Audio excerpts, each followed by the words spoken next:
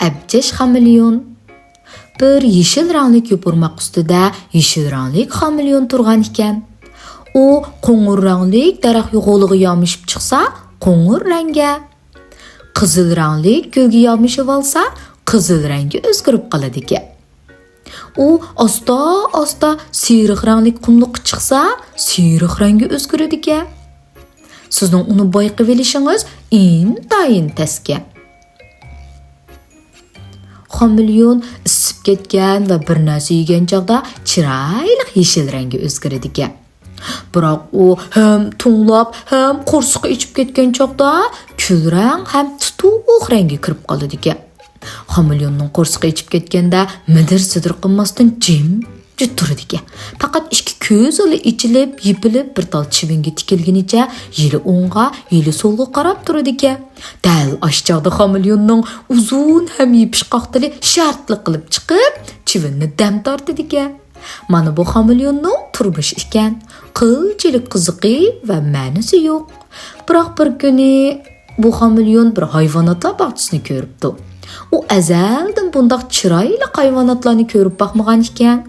Xameleon o'ylabdi-da, men pek kichik, harakatimmi pek osta, badanim pek ojiz. Men shimoliy qutb iyiqidek ham cho'ng, ham oq bo'lsam bo'ladi. Xameleon orzusiga yetibdi, biroq u xushal bo'la oladimi? Ozroqmi xushal bo'la olmabdi. Men qizil qanotli flamingoda chiroyli bo'lsam-ki, deyman.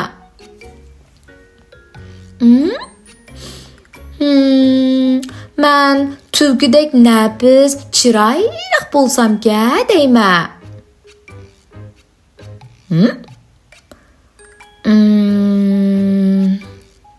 Men biliqdek suv uzalisam-ki, deyman.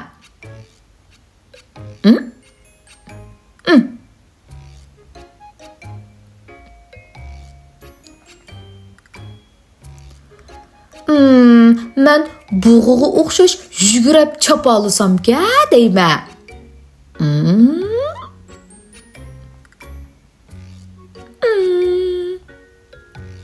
Men bir zirobidek jiroqlardek narsalarni ko'ra olsam-ki, deyman. Men bir toshboqqa o'xshash qipimning ichiga yo'shirinib olsam-ki, deyman.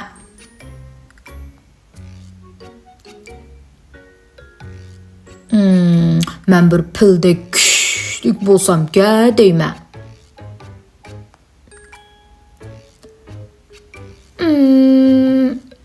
Men bir dengiz shiridek qiziqarliq bo'lsam-ki, deyman.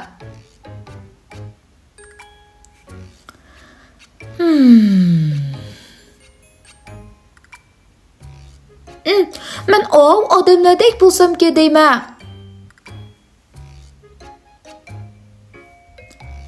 Dal mushchaqda bir tal chivin uchib o'tibdi. Xameleonning qo'rsiqi bakli ichib ketgan ekan. Biroq chatoq yeri bu xameleon bakli abjash narsaga aylanib qolgan ekan. Bir yer uning o'xshasa, bir yer buning o'xshashga.